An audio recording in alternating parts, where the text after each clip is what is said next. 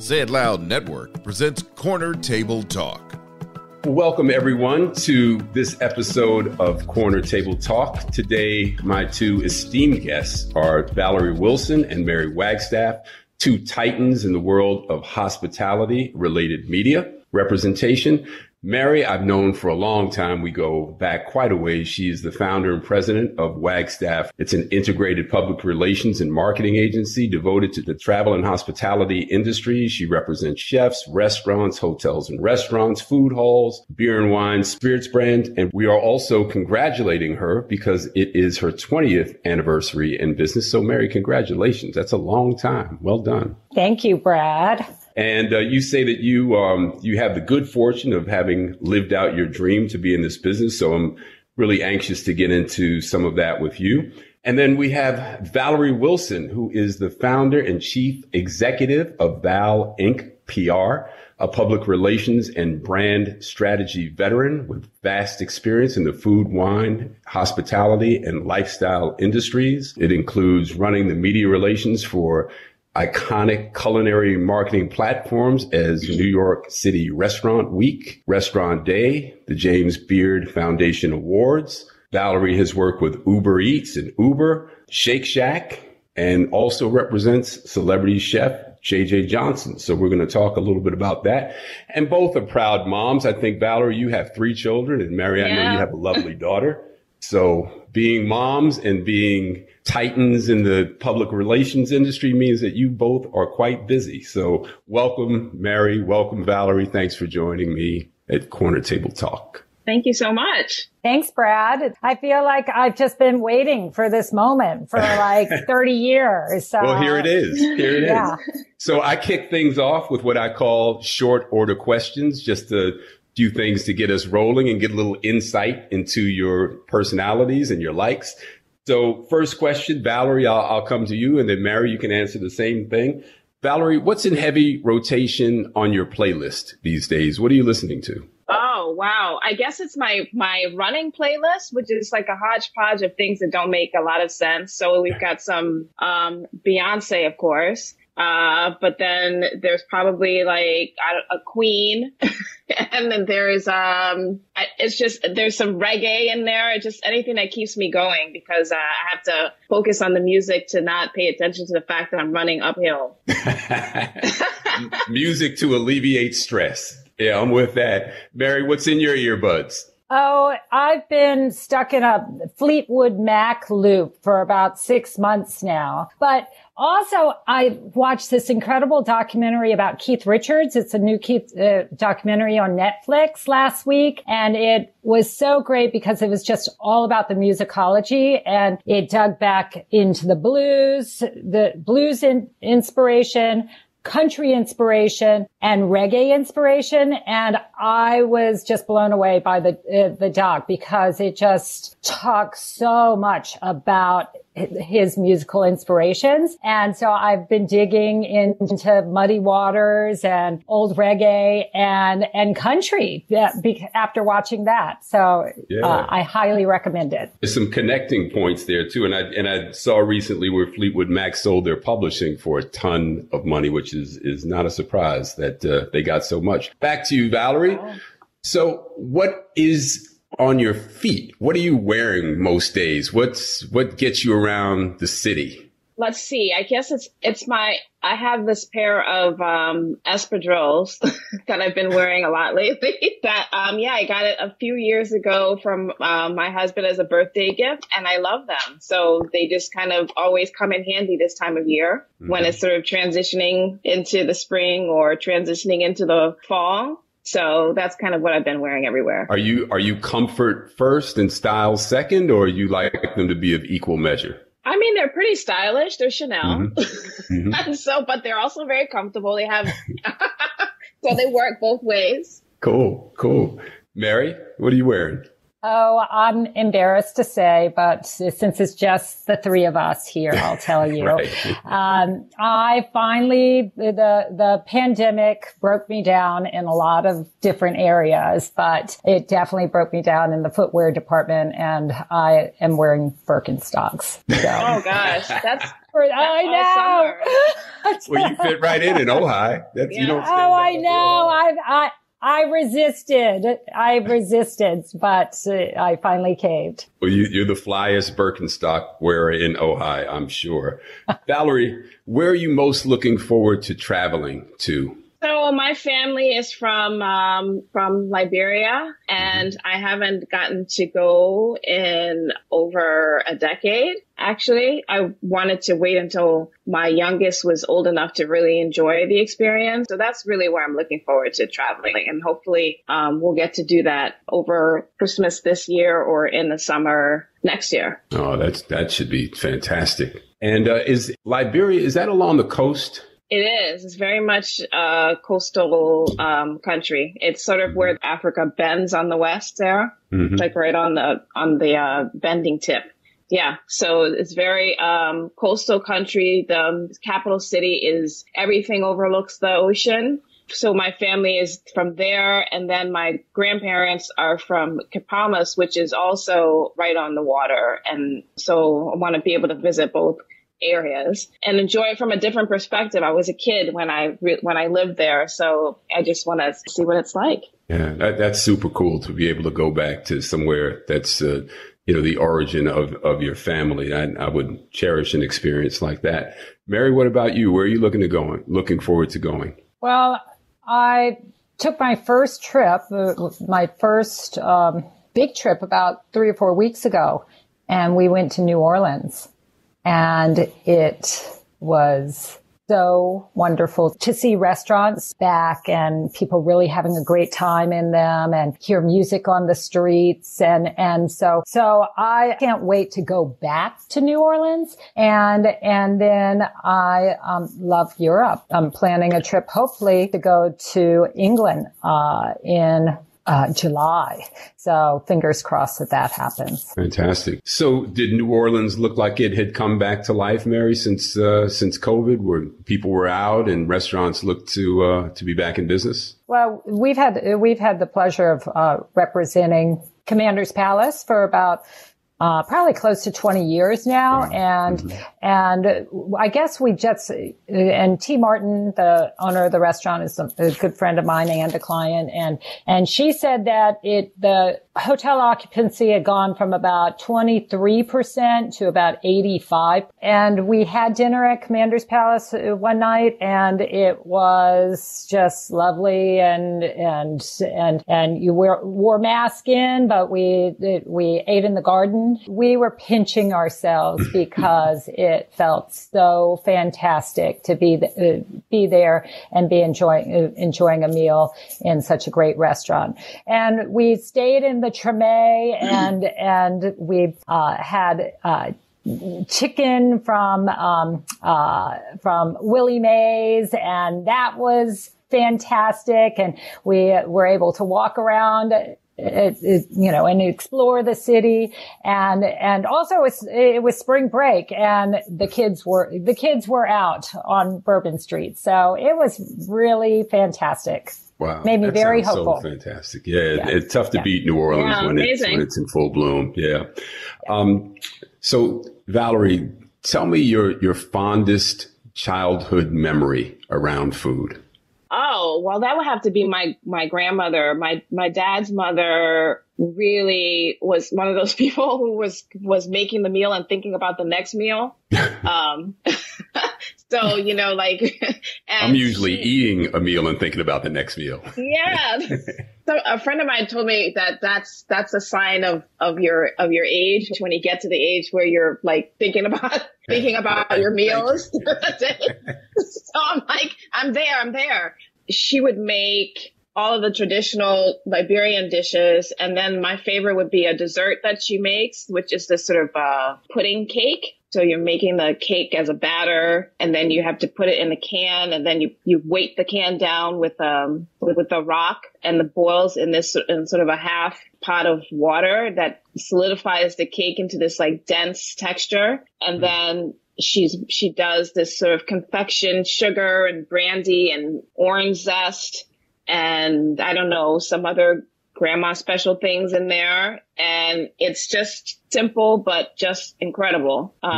So I think that every time I think about her, I think about that dessert that she made, and that only tasted as good when she made it. And it was, I think, one of my first real experiences with really feeling like I love food was because she was so, everything that she did was so intense. Like you felt like you tasted all of the flavors in it and all of these things. And it's one of those things where you become an adult and you're doing this as a profession, and you start to understand what you were experiencing and reacting to. You know, like some of the dishes that she made, like there's a traditional stew that's made out of the pulp of the palm nut. So they will, with a mortar and pestle, sort of beat the pulp out of the palm nut, and that pulp becomes the basis of a stew, but it's usually done with seafood. And because where my grandparents lived was right on the sea, you had all these different varieties of seafood that would be in it.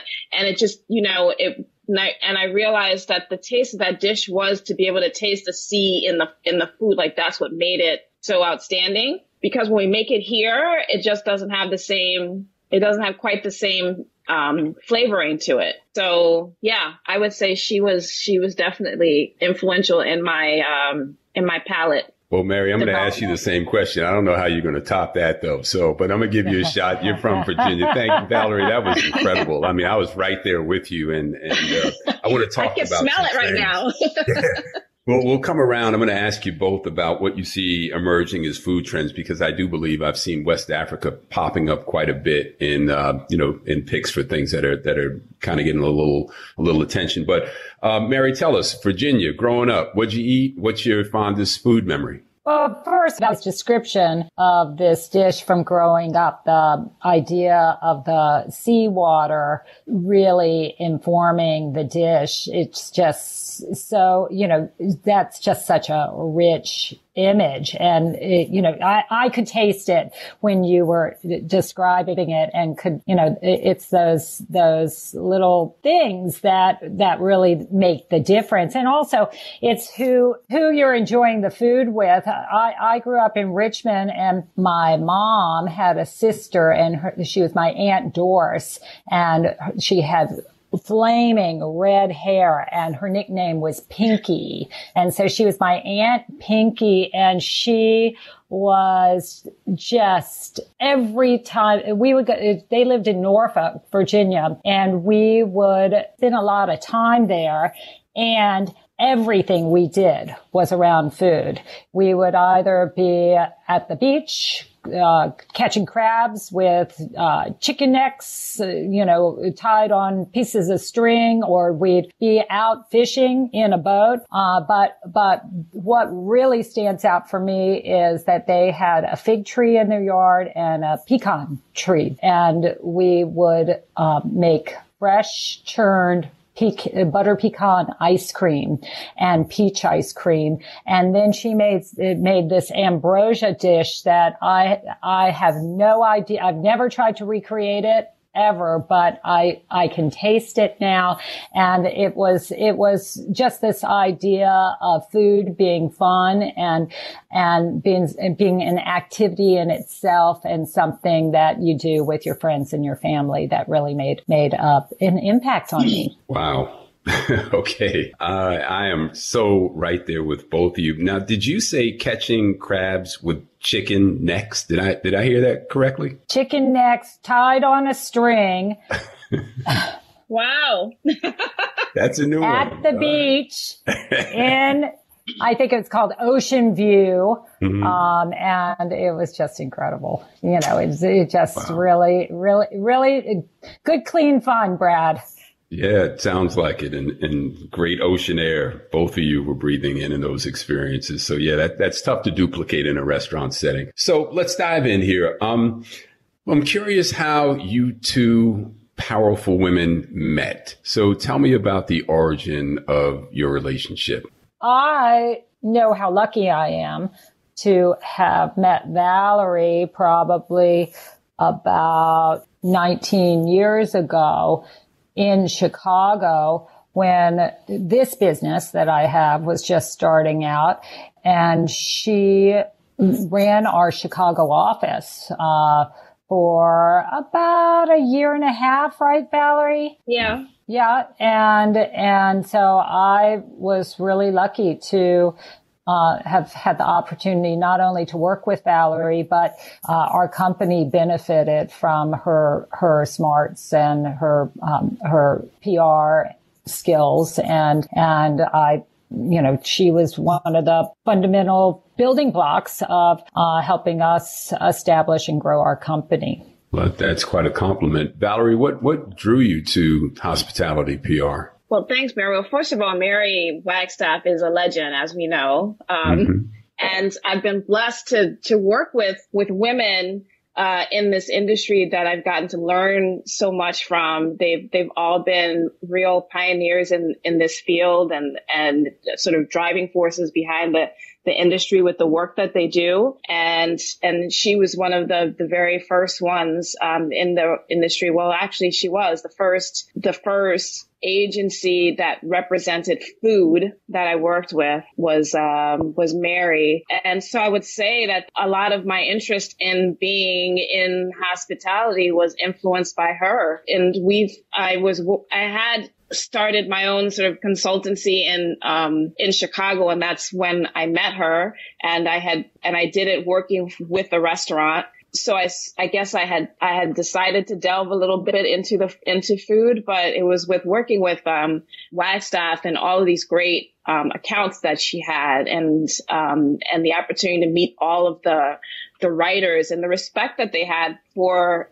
her and for her work, that made it so interesting to me, and how that whole engine worked. And when I moved to New York, I ended up finding another woman powerhouse in Melanie Young, who was, really a driving force for the industry at that time as well. And she was running the Beard Foundation Awards, and she was one of those people that happened to be in the room when many of these sort of iconic hospitality programs were being formed. So from that, or she, Restaurant Week and Restaurant Day, these are all things that were that she was working on from the ground floor. And those of us that worked on that team with her got such, indisposable access and just skills developed as a result of it. We were exposed to the entire world of hospitality. I mean, when you work for the Beard Awards, at least once or twice a year, you're going to speak to everybody that's writing or covering food in some way or dimension from around the world. So you're constantly, the exposure is just tremendous. So for me, it was just, I felt like this was an industry that really spoke to my love of culture. My parents always sort of impressed that on me, that culture is sort of it's a world connector. It's a global connector. It's where we all find commonality. We all have some sort of sense or connection to our own culture and then to others. That's sort of how we learn. And so I just found that hospitality really spoke to me in that way, in terms of finding that. And so I've never been sort of interested in the more obvious avenues of, entertainment and that sort of thing. I really love more high culture, which I see as culinary arts, fine arts, design, that sort of thing. So yeah, so it all just sort of fit into my own ideas of what I found most exciting and interesting. Very cool. And, I want to second what you said. Mary is definitely a legend in this industry, and to have been in the business for 20 years, the fact that she's a woman probably was a bit of an added challenge, but you would have never known that. I mean, Mary has just been getting it done for a while. and obviously an eye for talent, because you are a star in the business now. I go back into the 70s. I'm a second generation restaurateur. My dad had a place in New York on the Upper West Side. And I remember when there was no such thing as hospitality PR, right? And, the places, the first place that I did on my own, my partner was an actor and he was dating the singer Carly Simon at the time. And Mary, you would know this because you were in New York during these days. And I think Hard Rock might have just opened around that time. So back then it was celebrity. I experienced that with Memphis, and that having Carly meant we were getting mentions in Page Six before we were open. My dad's place never got a mention in Page Six in 15 years. And here we are, Carly's a part of us, and we're getting this pre-opening press, which led to business. And, I saw that formula work many times. Certainly Swifty Lazar with Wolfgang Puck in LA, and the more celebrities, the more you get written up and the more the public knows about you. And then we've seen our industry just proliferate since the Food Channel, Food Network, celebrity chefs, chefs have just become, stars, and restaurateurs probably lagging way behind. But, certainly the media has paid attention to our industry. And I'm curious, Mary, I'll toss this one to you first and then to you, Val. But how do you think the industry has evolved in the 20 years since you started? And you can factor in the social media component there too, if you like. Well, I'm going to give you the long answer, Brad. And I first want to say I moved to New York in 1983. And from Virginia, I went to NYU, and my parents were country people, and no one from my family, we think they may have been to New York once before they took me up to go to school. And so we were all excited about the opportunity. And I think they gave me a monthly allowance of $100 a month to have in New York City. And and that was very generous, considering, what the means, that they had. And I realized really quickly that if, I was not going to be able to stay in New York City and go to school unless I figured out a way to supplement that monthly allowance. And I wanted to stay in New York because there were places like Memphis for me to go and hang out, and the Limelight and CBGBs. And I did not want to go back to Virginia. And so I figured out really quickly that I could work in restaurants and supplement, and be able to stay in New York. So, I was really fortunate, and I worked with some major players, on the scene at that time. And it was really just luck. I worked at Gotham Bar and Grill when Alfred Portali was the chef there. And I opened a restaurant for Joe Baum called Aurora. And then but I really lucked out and worked for a chef restaurateur named Jonathan Waxman and his partner Melvin Master. And they had a restaurant called Jams that was at 72nd and Lexington. And it was off the hook. They had Calder Mobile in the dining room and David Hockney paintings on the walls, and they would serve plates of chicken with French fries and baby vegetables that for about $35 for an entree. And this was in like 1984, 1985. And I was like all eyes and ears, and it was a whole different world for me. And I knew something was going on. But the thing that really changed the dynamic for me was I remember that there was an article in GQ magazine, and it was a double spread of the two of them wearing Armani suits, holding up plates of chicken next to their heads. And I was like, now how does that happen? They're not celebrities, they're not actors, but there was this moment where, these restaurant owners and chefs are becoming celebrities. And I didn't know that it was called PR. I had no idea how it happened. All I knew was that I wanted to figure out how to make that happen, because it was really exciting for me, because I love the business and I love the idea of the people that were making this food and these experiences and these places happen, that they were getting this attention. And so fast forward about 5 years later, I was in Chicago. I was working at a restaurant. I was writing for the Chicago Tribune about food and restaurants, and someone taps me on the shoulder and says, I've got this PR company. I'd love you to come and work at my company. I think you'd be really good at it. And I said, what's PR? And they told me what it was. And I was like, oh, yes, I can do that. And so it was really fun, because I didn't even know what it was called. I just knew I wanted to do it.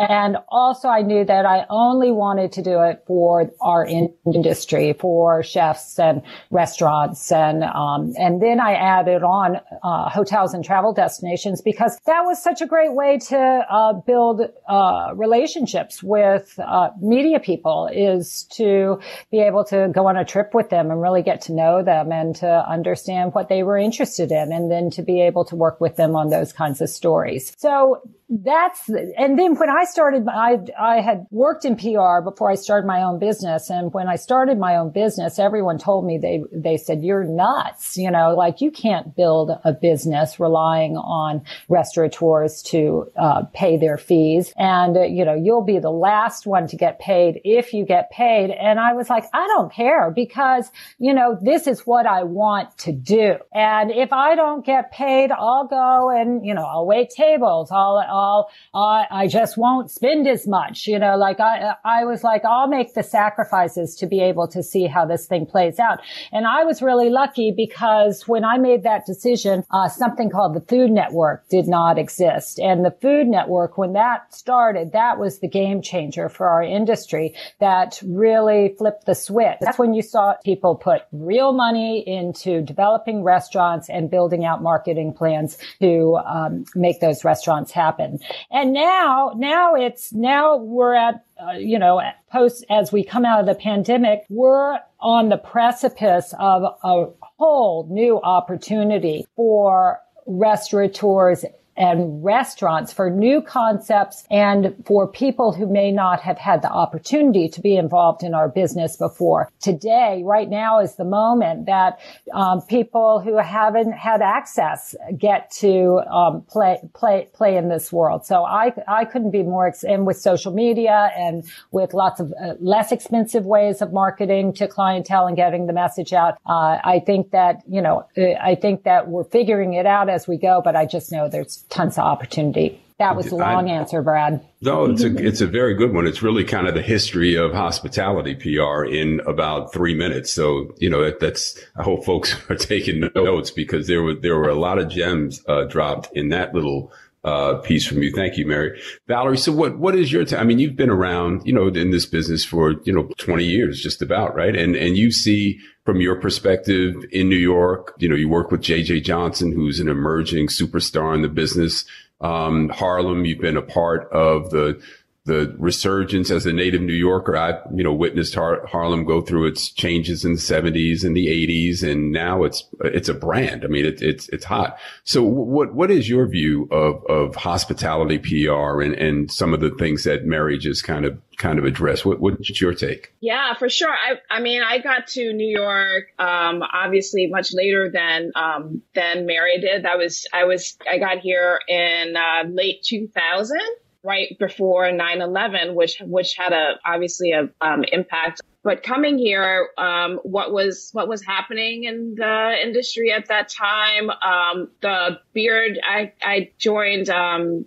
Young the year after, I believe it was Newsweek magazine called the Beard Awards, the Oscars of the food world. So it became my mission to take it out of just being heavily covered by industry trades and move it into the consumer marketplace and make sure that type of coverage was happening. And so to see like the Newsweeks and the InStyles and all of these publications now coming, and then so I also, what was happening at that time was this sort of transition into the celebrity chef status, because we definitely had restaurateurs, major players in that way, but the singling out of chefs beyond just a Food Network, but to be sort of these celebrities in their own right was what was happening at that time. I think Rocco DiSpirito launched his reality show, which was, I guess, not so well received at the time. It was fun to watch, though, with Jeffrey Chowderell. Jeffrey Chowderell. And my good friend, Karina Black, who worked at Susan Magrino at the time, that was her account, that whole situation. But it was really an interesting time, because even though his show didn't come across, at least the food industry was not that excited about it. It did set the groundwork for what was to come in terms of this sort of reality TV and food and chefs and all of that. So I would say that I was here sort of in that whole transitional period of when we moved the industry into much more of a consumer consumption space. And so that it sort of grew into this more celebrity-based and influencer-based, and all of that machine sort of took it over from there. And that translated into my work here in Harlem. I mean, I'd work after working for a few agencies in New York and starting a family. I took time off, and then I ended up in Harlem and realized that I was here, and there were restaurants here that I had never heard about. And I thought, well, if I live here and I haven't heard about these places, then who else hasn't heard about them? And I should be the one to help people know about them. And it's sort of, and then I learned that very early that you hadn't heard about them because the coverage was not reaching Harlem. So whereas I was taking for granted working downtown with all of the sort of, very visible and noise making brands that were down there and having access to all the media I could want, that ended somewhere at 96th Street, and getting those same people who were even friends and people that I work with all the time to come uptown was not happening. And so then that became my mission was, well, while I'm here, I'm going to make sure that this market, it's no longer a big deal for this market to get the same level of coverage as everybody else is able to get downtown. So, to see 10 years later that, people are getting covered by 60 Minutes or CBS this Sunday Morning, or, all of these big outlets that 10 years ago were just seemed so far-fetched. That's something that I feel really good about that we were able to do. So to Mary's point, in terms of coming out of COVID and the transition, it feels like it's just a great sort of entry point for everyone to find ways to sort of recalibrate things, because at the end of the day, the food industry also does need a little bit of zhuzhing. It needs, a little bit of new life. I mean, and where those trends and where those new ideas are coming from are really going to be coming from the people who haven't had the access to be in this space prior to. Markets like Harlem that fosters that type of talent development, and elsewhere around the country, that they're going to start to play, I think, a much more crucial role in how this industry shapes up moving forward. Yeah, I want to just dive into that a little bit more deeply too, Valerie and Mary. We certainly have seen, all of the stuff that we witnessed with the pandemic, and how that kind of all caused us to stop in our tracks and take a look around. And then we saw the protests for racial justice, and then, the ensuing fallout. And we had some in our industry in publishing and at James Beard. We saw the Adam Rappaport resign or is no longer with Bon Appetit, and Dawn Davis taking his place. And then we saw the James Beard Award go through their own changes. And, Valerie, you just brought up a point that I like to talk about a lot, because my concern is, while it's great that there is now this focus. And I saw Melba Wilson on 60 Minutes, and I've seen, various African-American chefs on some of the prominent news programs that 5 years ago, 2 years ago, we weren't seeing.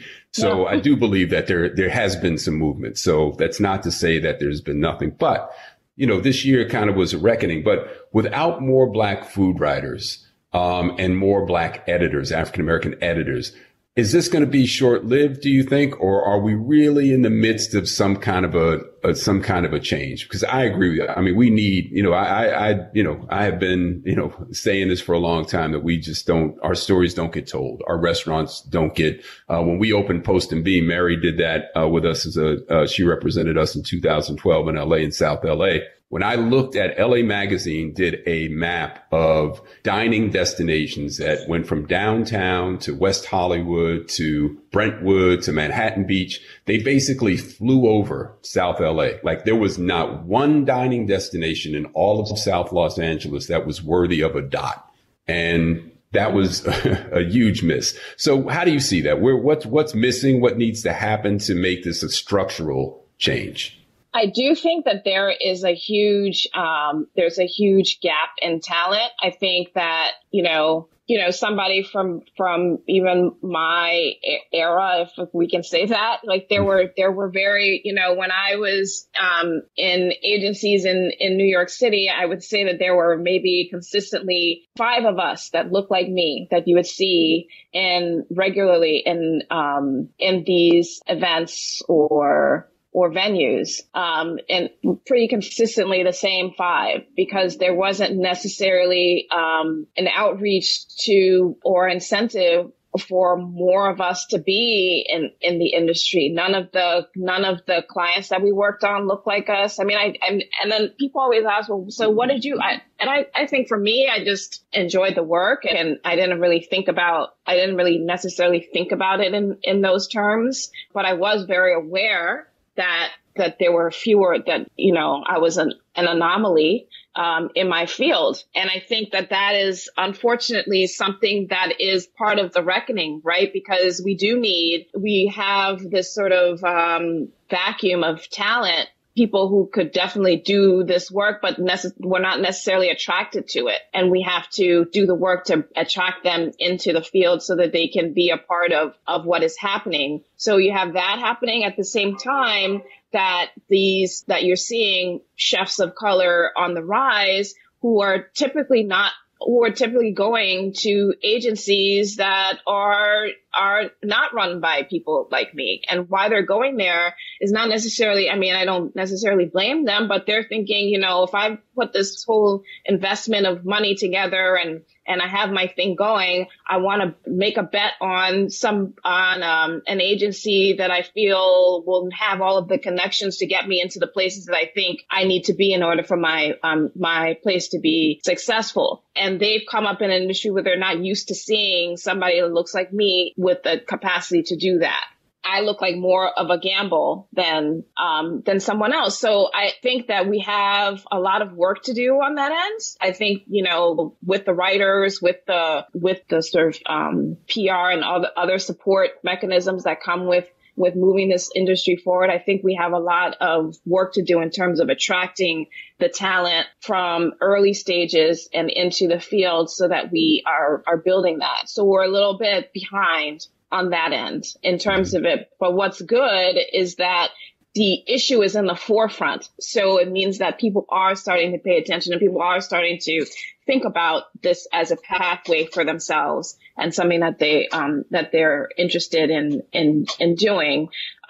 So I'm hopeful that we're going to start to see more of that, more diversity in our industry. Well, you don't look like a gamble to me. You look about as close to a sure thing as I've ever seen. So I would definitely bet on you. Mary, what's your take? You know, as I mentioned, you represented us with Post and Beam back in 2011. You knew some of the challenges that my one of my main incentives for knowing that I needed a chef of Gobin's caliber was because I was afraid that the white news media, food news media, would overlook me if I didn't have that. That as a restaurateur, just opening a place there on my own would not be enough. I needed that guy that they could not ignore, and that was why I picked Gobin. But what's your take on this discussion? And I know you have renewed efforts to diversify your hiring, your mission statement on your website speaks such to such. And I know your heart and your soul and the way that you think, but what's your take on this issue of diversity and the absence of some of the coverage hitting some of the places that Valerie and I have just discussed? Well, I believe that for the restaurant and travel industries to continue to grow, that it is imperative that we continue to open our doors wider to everyone. And, if we call ourselves the hospitality business, and unless we are really opening ourselves up to provide a welcoming place for everyone, our businesses will only suffer. Mm-hmm. And I had the opportunity to, Valerie and I had stayed in touch over the years, and we would see each other at events and at the James Beard Awards. And, both of us would be way too busy to really have meaningful catch up. And, I regret that I was too busy over those years to maintain a meaningful connection with Valerie. And with all the sadness and horrors related to the pandemic, one of the things that it has given me the opportunity to slow down a little bit and reconnect with people that I really admire and appreciate. And one of those people is Valerie. And we reconnected early, probably in June, when there was a scramble amongst agencies like mine to be like, oh, how can we represent more people of color in our industry? And Valerie spoke up and said, hey, I've been doing this all along, and, don't come and take this. This is what I do.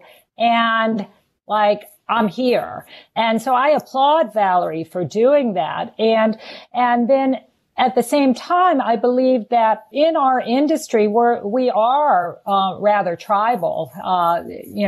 Publicists, it's our, my contacts, my clients, it's my, and my relationships. And, that kind of thinking is limiting. And I have always made it a point to try to be around and work with people different from myself. I find that so much more interesting. I have to be with myself 24 hours a day, and I really want to learn new things. And I think though that it can be scary. At our company, every day is an effort to put ourselves out there to try to do things in a more open and different way. And I just want to share a quick story. We have a really fantastic HR department at our company, and we've switched over where HR does all the recruiting for open positions. And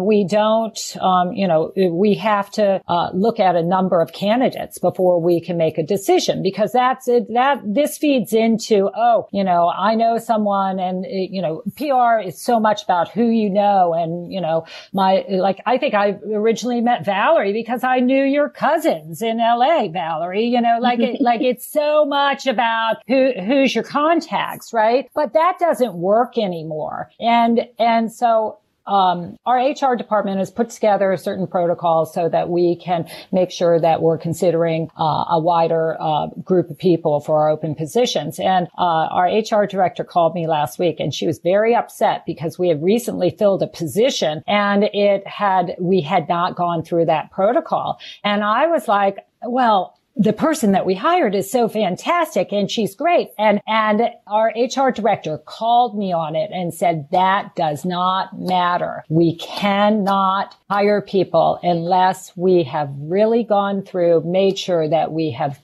done a thorough search for as many people who are qualified for this position as possible. And I believe that that's the only way that we're going to make a difference, is to slow down, put together a new way of doing things, and then follow those rules.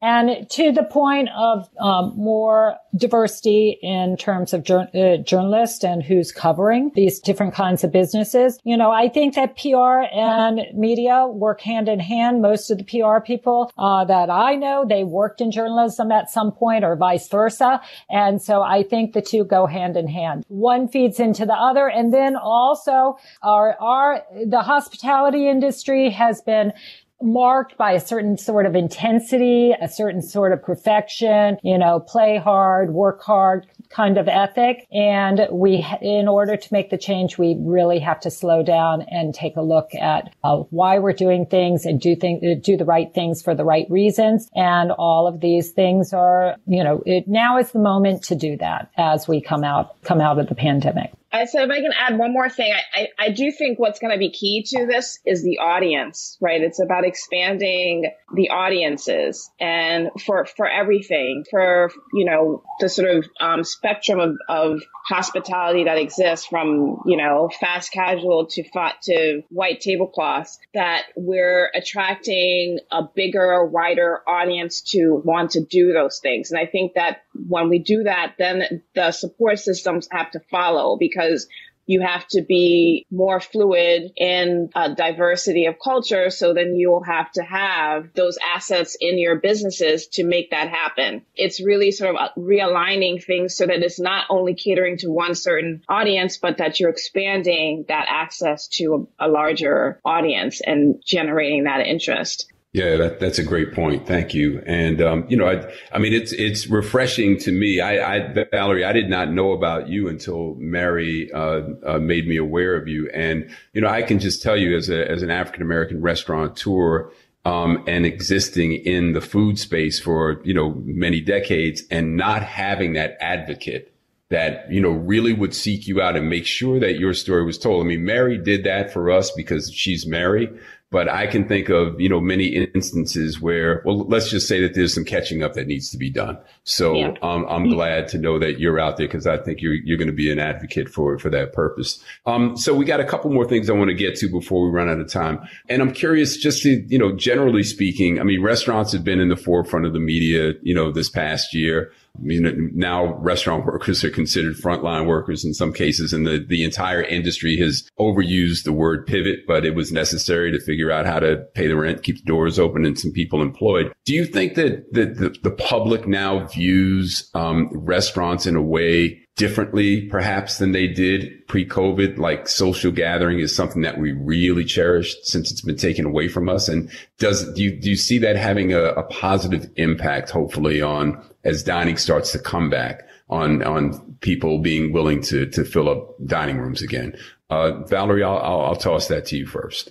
Yeah, absolutely. I think, I think just looking at it from a New York perspective, because we were one of the first to, I don't know what we want to, whenever we had a pretty harsh lockdown that really took everybody by surprise, I would say, and really sent everybody sort of into a tailspin like it did everything else. But one of the things that we learned, especially being in a community like, say, Harlem, is how important the restaurant is to community. And so just taking a look at just New York City as an example, the areas where restaurants are part of communities, those restaurants tended to fare much better than the areas where the restaurants are not. So if you were to take a ride from uptown and then sort of go down through, say, the Upper East Side and make your way to Midtown and so forth, you would see a completely different landscape of what was happening with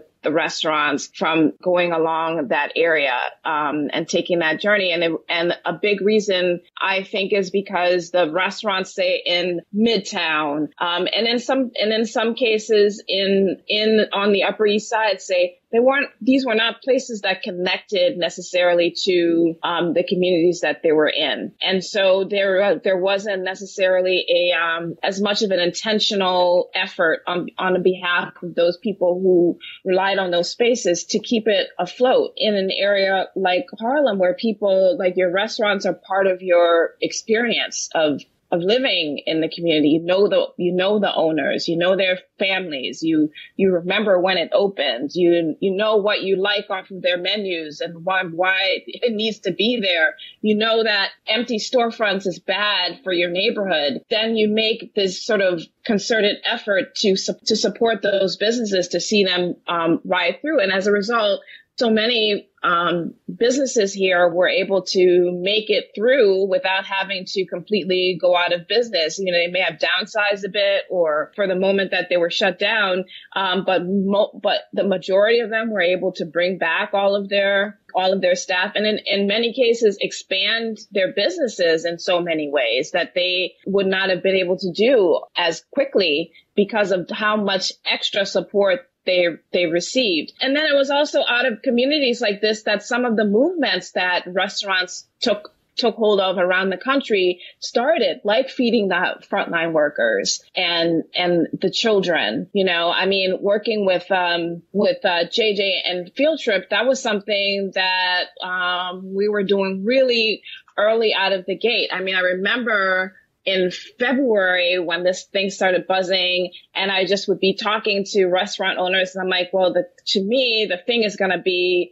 who gets out and takes care of the essential workers. And the reason that I had that idea was actually from Melanie Young, because when 9/11 happened, that night at the Beard Foundation, there was supposed to be a big dinner, as there would typically be, but obviously the dinner wasn't going to happen. And Melanie said that she was sort of, restless and sleepless, and she decided to go over to the Beard House, and they collectively decided to make that food and have it ready for the ambulance workers and hospital workers across the street, because St. Vincent was across the street, that they would feed. And it happened that NBC Nightly News was hanging out there also probably waiting for ambulances to come in, and they spoke to her about it. And that became like a national story that then really set off this movement of all of the giant restaurants going down and feeding the workers down at ground zero. That had an impact on me on how a small idea and gesture turned into an entire industry-wide movement. And I started thinking, well, this is going to be the case. Like, the hospitals are going to end up needing to be, their workers are going to end up needing to be fed. And all of you here should be thinking about how you're going to organize yourselves to feed them. And so when it happened, for JJ, it clicked for him because his wife happened to be a nurse and she came home with the experience. Well, I haven't eaten for 17 hours. I've been on call and, I didn't have time to think about any food. And so he sent them food, and their reaction to it was like, oh, well, if they're hungry and they're not able to get to food because of what's going on, I can't imagine what's happening in all of the hospitals uptown. I should look into that. And that rolled in, that turned into an entire thing. And of course, the media picked up on that, and there you have a movement of what was happening. So how the restaurants got cast as essential businesses really came out of how the communities that they were supporting viewed them and wanted to make sure that they stayed put. So I think definitely it's changed the way people look at restaurants and what makes an essential business. I think that we all sort of missed the camaraderie and being able to be together. There was a great article, I think it was the New York Times, wrote about how we lost lost parts of our families, when we lost access to restaurants, because you have your bar family that you see.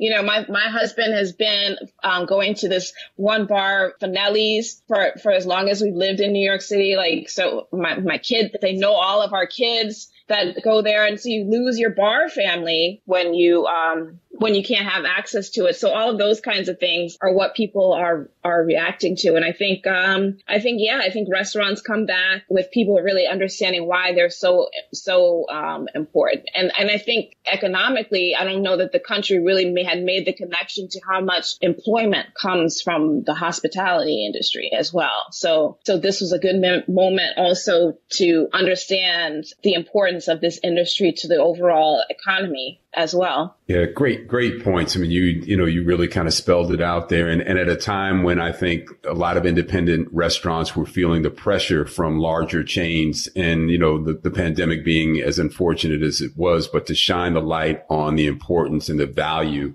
that these independently owned restaurants add to their communities. I think the pandemic has certainly done that. And you laid that out really well, Valerie.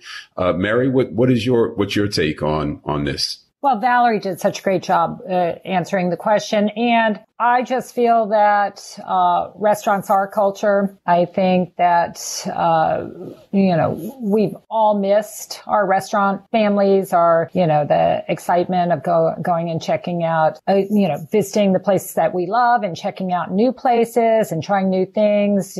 Going to a restaurant is like going on a little trip for most of us. But I think that the good news as we come out of this is that there's just so much more emphasis placed on appreciating the people that work in restaurants. And I think that, it's, and that's my hope is that, there's more dignity, in those positions. I think that people in the hospitality industry, we've always been super proud, and had this self-confidence and self-esteem and inner self-confidence and self-esteem to be part of this business. But, that has not always been shared by, the world at large. And like Valerie said, our industry makes up, so many jobs, so many opportunities. There's so much growth potential in our industry. We need more talented, smart people to work in our industry. And I think that hopefully those jobs and those careers will only be improved as we come out of the pandemic. Let's hope so. I know there's a serious hiring shortage going on in both LA and in particular New York. So hope that starts to improve. So we're running out of time here, but so I'm going to take my last question and kind of combine it with another question. And Mary, I'll ask you first. So looking into your crystal ball, what do you think we're going to be talking about this time next year? And if you want to make that a food trend, a restaurant trend, or just something general that you see looking up into the stars on a clear night, no high, what do you think we're going to be talking about a year from now? I hope that we'll be talking about how many new concepts and new trends have been able to open and thrive in the last year, where it's new cuisines that have been celebrated, new, great new graphics, incredible new branding opportunities, so many more opportunities to eat outside, more ways to, enjoy cocktails, more, different kinds of cocktails, but more low alcohol or no alcohol beverages. And so it's like, how do we keep the party going, but make it more conscientious and, more healthy and more sustainable at the end of the day? Perfect. Valerie, what do you see around the corner? I think we'll see more and more expanded, interest in the foods out of West Africa. I think that, they're starting to show up in so many different ways. I had an interesting conversation with this brand that literally launched, I thought she said last year in June, called Ayo. And they are taking West African dishes that, that would be familiar to me, and packaging them and putting them on shelves in the stores like, Whole Foods and Grocers, and they're